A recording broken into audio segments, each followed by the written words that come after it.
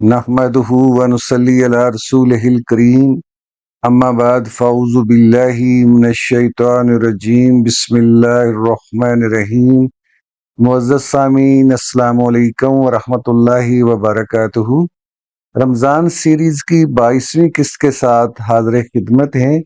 ہمارا آج کا موضوع ہے صدقہ فطر کے مسائل۔ سامعین محترم، پچھلی قسط میں ہم نے صدقہ فطر کی اہمیت اور اس کے نصاب یعنی گندم، جو، کھجور، کشمش کی مقدار پر بات کی تھی۔ آج ہم اس کے چند انتہائی اہم مسائل پر روشنی ڈالیں گے جو ہر مسلمان کے لیے جاننا ضروری ہے۔ سب سے پہلا مسئلہ یہ ہے کہ صدقہ فطر کس پر واجب ہے۔ شریعت کی روح سے یہ ہر اس عاقل اور بالغ مسلمان پر واجب ہے جو صاحب نصاب ہو۔ صاحب نصاب ہونے کا مطلب یہ ہے کہ جس شخص کے پاس اپنی بنیادی اور روزمرہ استعمال کی ضروریات جیسے رہائش، استعمال کے کپڑے، برتن، سواری وغیرہ کے علاوہ اتنی نقدی، سونا، چاندی، تجارتی مال یا ضرورت سے زائد سامان موجود ہو جس کی کل مالیت 52.5 تولہ چاندی کی قیمت کے برابر پہنچ جائے تو اس پر فطرانہ واجب ہے۔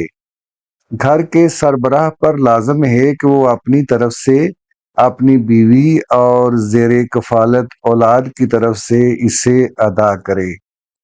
سامعین محترم، بعض علماء کرام اور مفتیان اعظام کے نزدیک اگر عید کے قریب کوئی مہمان آپ کے گھر آ جائے اور اس نے اپنا فطرانہ ادا نہ کیا ہو تو میزبانی کے اعلیٰ تقاضوں کے تحت اس مہمان کا صدقہ فطر ادا کرنا بھی صاحب خانہ کے ذمہ ہے۔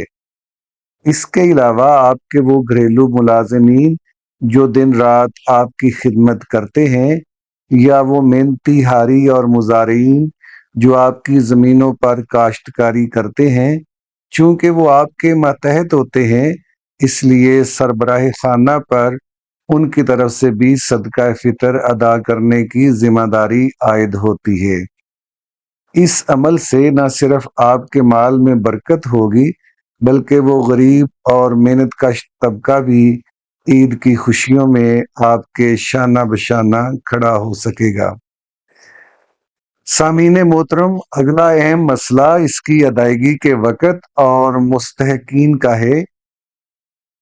فطرانہ ادا کرنے کا واجب وقت تو عید کی نماز ادا کرنے سے پہلے تک کا ہے، لیکن علماء کرام فرماتے ہیں کہ اسے رمضان کے آخری عشرے میں ہی ادا کر دینا افضل ہے تاکہ مستحقین وقت پر عید کی تیاریاں کر سکیں۔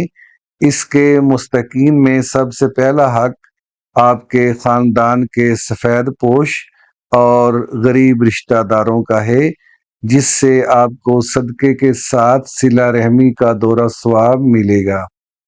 لیکن یہاں ایک انتہائی بنیادی اور شرعی اصول یاد رکھنا ضروری ہے کہ جس طرح ہم زکوٰۃ اپنے رشتہ داروں کو نہیں دے سکتے جن کی کفالت ہم پر شرعاً واجب ہے، بالکل اسی طرح صدقہ فطر بھی انہیں نہیں دیا جا سکتا۔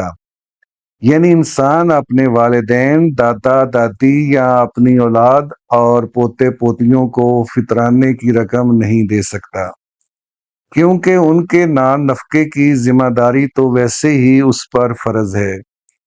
ہاں، غریب بہن بھائی، چچا، خالہ اور دیگر رشتہ داروں کو دینا سب سے افضل ہے۔ اس کے علاوہ ایک اور نازک مسئلہ یاد رکھیے کہ نبی کریم صلی اللہ علیہ وآلہ وسلم کے خانوادے یعنی سید خاندان سادات کرام کو بھی صدقہ فطر یا زکوٰۃ ہرگز نہیں دی جا سکتی۔ اگر کسی مستحق سید گھرانے کی مدد کرنی ہو تو وہ زکوٰۃ یا فطرانے کی رقم سے نہیں بلکہ ہدیے یا تحفے کے طور پر اپنی عام اور پاکیزہ کمائی سے کرنی چاہیے۔ سامعین محترم، اب ہم نہایت عاجزانہ اور فقیرانہ انداز میں اپنے رب غفور الرحیم کی بارگاہ میں دعا کے لیے ہاتھ اٹھاتے ہیں آپ سب بھی سچے دل سے آمین کہیے گا۔ یا اللہ، اس ماہ مبارک کی برکتوں اور رحمتوں کے صدقے ہمارے تمام صغیرہ اور کبیرہ گناہوں کو معاف فرما دے۔ اے پروردگار، تو معاف کرنے والا ہے اور معافی کو پسند فرماتا ہے۔ ہم سب کو جہنم کے عذاب سے ہمیشہ کی خلاصی نصیب فرما کر جنت الفردوس کا وارث بنا دے۔ اے مالک کائنات، جو لوگ رزق کی تنگی اور پریشانیوں کا شکار ہیں، ان کے لیے آسمان اور زمین کے خزانے کھول دے اور انہیں حلال، وافر اور بابرکت رزق عطا فرما۔ یا رب العزت، جو بیمار ہیں انہیں کامل اور دائمی شفا عطا فرما، اور جن کے دل غموں سے بوجھل ہیں انہیں سکون قلب نصیب فرما۔